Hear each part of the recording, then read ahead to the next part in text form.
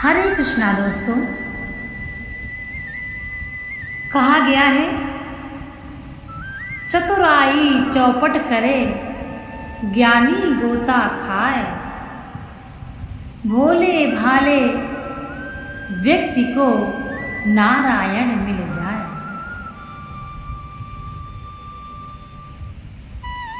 तो यह बहुत ही समझने का विषय है। ज़्यादा चतुराई यदि कोई व्यक्ति करता है तो लास्ट में वह कहीं का नहीं रह जाता, अर्थात चतुराई चौपट करे।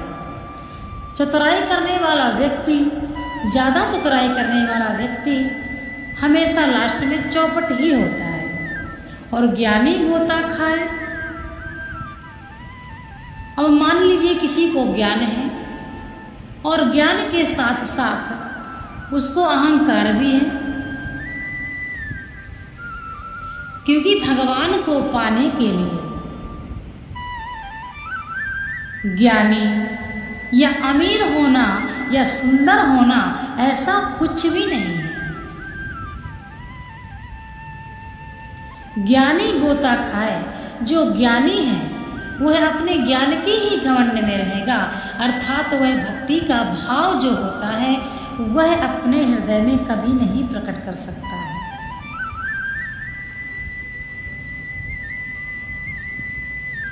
इसलिए ज्ञानी गोता खाता है, क्योंकि वह यह समझता है कि मैं तो ज्ञानी हूँ, मैं तो सबको सब कुछ समझाता हूँ, मुझे ज़्यादा ज्ञान है इसीलिए, और बाकी सबको कम ज्ञान है। परंतु भगवान से ज़्यादा तो किसी को कुछ ज्ञान नहीं, इसलिए ज्ञानी भगवान को नहीं प्राप्त कर पाता। परंतु एक भोले भाले ना समझ भक्त भगवान के दर्शन कैसे प्राप्त कर लेता है।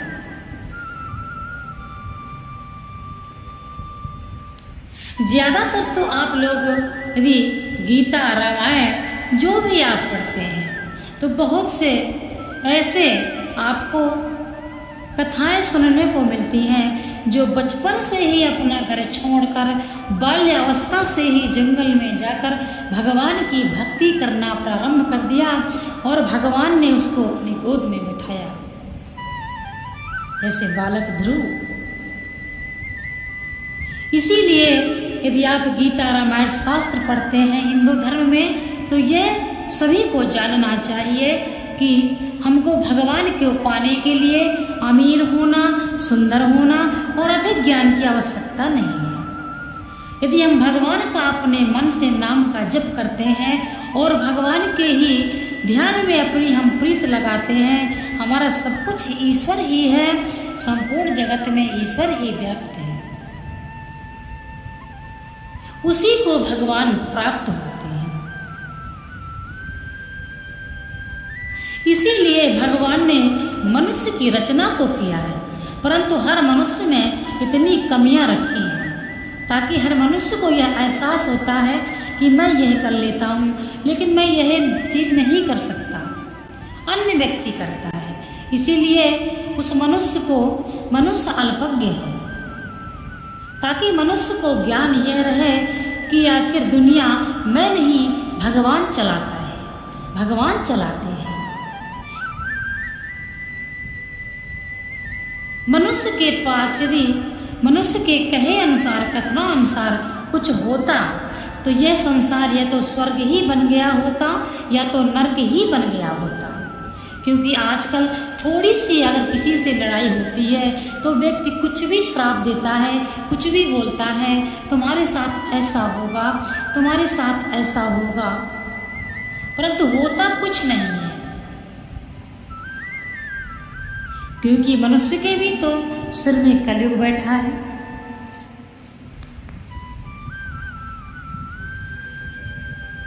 इसीलिए मनुष्य को अपने क्या कैसा कर्म का सिद्धांत होना चाहिए देखिए, यदि आप गीता पढ़ते हैं तो भगवान श्री कृष्ण कर्म का सिद्धांत बताते हैं। तो गीता रामायण इसीलिए पढ़ना चाहिए कि यह, और गरुड़ पुराण भी सभी को पढ़ना चाहिए, ताकि हम यह पढ़ के अपने जीवन की गति को सुधार सकें। जब भी कोई बालक को गुरु पढ़ाता है, ज्ञान देते हैं, तब बच्चा यदि वह याद नहीं कर पाता है, उसको नहीं समझ पाता है, तो जो भी उनके शिक्षक हैं उसको थोड़ी डराते हैं और कभी कभी थोड़ा उसको डराने के लिए ताड़ना भी देते हैं, जैसे छड़ी मार देना, डांट देना, डरा देना, किसी चीज़ से डरा देना। इसीलिए गरुड़ पुराण में, वैसे हम गीता रामायण पढ़ते हैं तो उतना हमारे दिमाग पर प्रभाव नहीं पड़ता, परंतु जब हम गरुड़ पुराण पढ़ते हैं, गरुड़ पुराण वैष्णव संप्रदाय से संबंधित है, तब हमको अंदर भय पैदा होता है। अब भय कैसा प्राप्त होता है कि यदि हम ऐसा कर्म करते हैं तो हमको ये सजा मिलेगी, और यदि हम ऐसा कर्म करते हैं तो हमको ये सजा मिलेगी। यह बात हमारे दिमाग में जरूर आने लग जाती है, इसी को हम भय बोल सकते हैं। तो गरुड़ पुराण में हर पाप की सजा बतलाई गई है। तो जब भी व्यक्ति ये अच्छे से पढ़ता है गरुड़ पुराण को, तब वह व्यक्ति अपने को, अपने जीवन की गति को सुधारने का थोड़ा प्रयास करता है। इसलिए गरुड़ पुराण पढ़ने में कोई भय नहीं है। बहुत से व्यक्ति गरुड़ पुराण घर में नहीं रखना चाहते हैं, पढ़ने में भी डरते हैं, ऐसा नहीं है। भगवान स्वयं कहते हैं कि जो व्यक्ति गरुड़ पुराण का पाठ निमित्त करता है उसके सभी पाप नष्ट हो जाते हैं और वह व्यक्ति अकाल मृत्यु नहीं मरता है। इसीलिए आप गरुड़ पुराण को पढ़ें और बच्चों को भी सुनाएं।